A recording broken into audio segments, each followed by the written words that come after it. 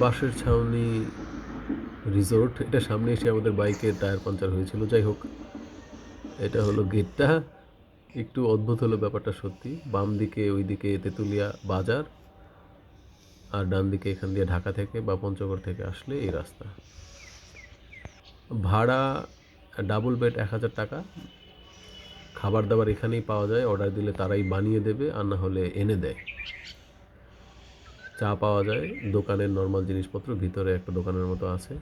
আসলে এটার উল্টা পাশেই একটা কলেজ আছে। সেই কলেজের ছেলেপেলে এখানে এসে আসলে যা বুঝলাম খাওয়া দাওয়া করে। তার টার্গেট কাস্টমার ওরাই আসলে। যাই হোক, জায়গাটা সুন্দর করছে। থাকার জায়গা তেঁতুলিয়াতে একদম নেই বা থাকা যাবে না এরকম না। লোকটার কালার চয়েস কিন্তু বেশ ভালো। এগুলাতে সকালবেলা উঠে দেখি, ঘুম থেকে উঠে দেখি যে ছেলে মেয়ে ভরে গেছে। তারা ওই আড্ডা দিচ্ছে, বাজারের মতো হয়ে গেছে প্রায়। তো যাই হোক, এই যে তার কালার চয়েস কিন্তু সুন্দর এবং ডেকোরেশন ভালো। সবই প্রায় কাঠের। এখানে বাঁশের, কাঠের, ছনের এই সমস্ত বেশি। এই রিসোর্টটাতে আমরা থেকেছিলাম, এই যে এই ঘরটাতে।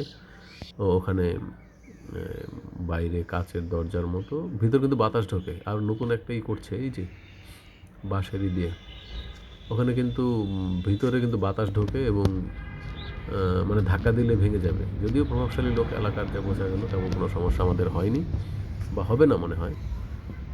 মোটামুটি বেশ নিরিবিলি শান্ত পরিবেশ। রাত্রে আগুন জ্বালিয়ে আমাদেরকে বেশ এন্টারটেইন করলো।